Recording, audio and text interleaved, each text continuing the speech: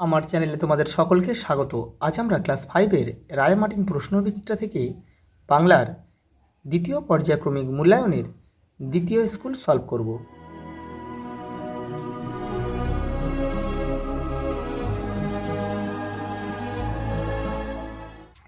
দেখো প্রথম প্রশ্ন, কবি অগাধ খুশির লুটোপুটি খুঁজে পান কোথায়? মাঠে। ধনায় চাক দেখতে পায় গরান গাছে। কুমির আর শিয়াল দ্বিতীয়বার ধানের চাষ করেছিল। ঝড় যখন ওঠে তখন আকাশ থাকে কালো। বনের পরীর কাছে ফণিমনসা প্রথমে চেয়েছিল সোনার পাতা। বাংলায় লিঙ্গ কত প্রকার?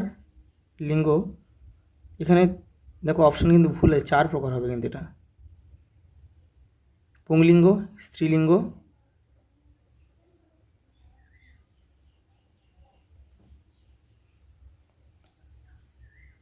উভয়লিঙ্গ আর ক্লীবলিঙ্গ।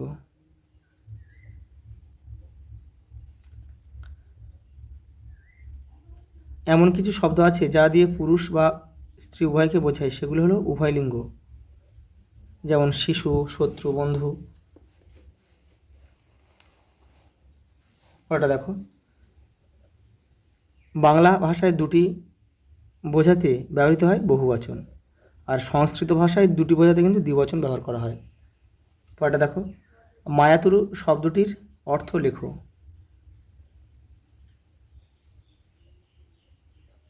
মায়াবী গাছ।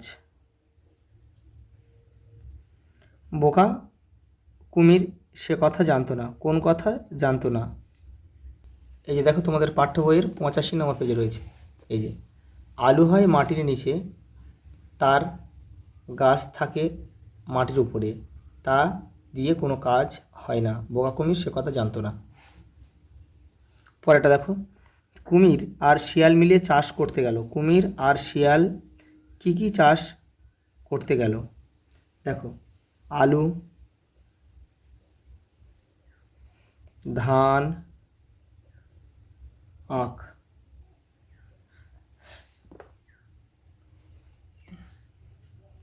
নতুন বছরে নতুন জলে আনন্দ করে মাছ।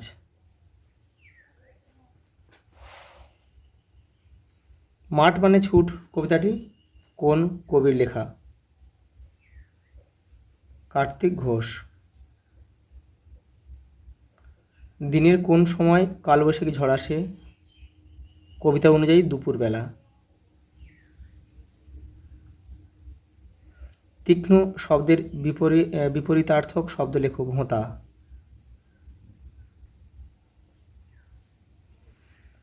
বাক্য রচনা করো। সময়। সময় চলে গেলে আর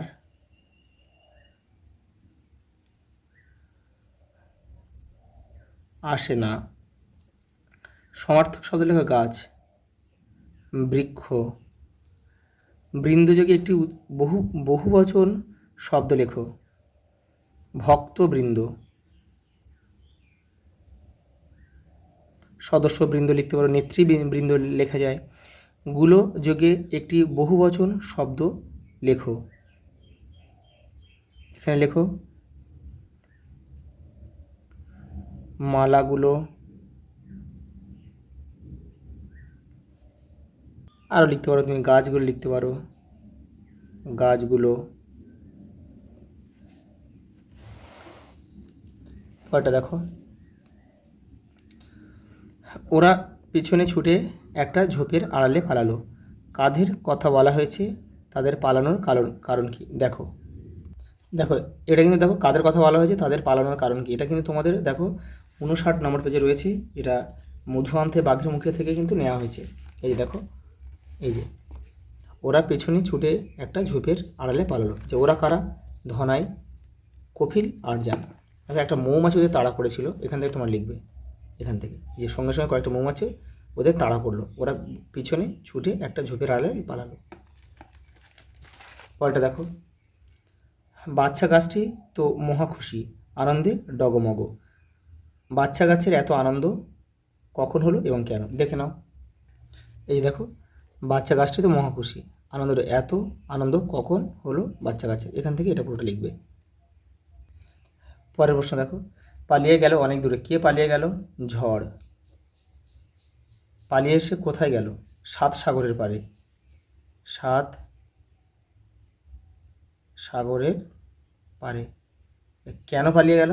এই যে দেখো এখানে রয়েছে।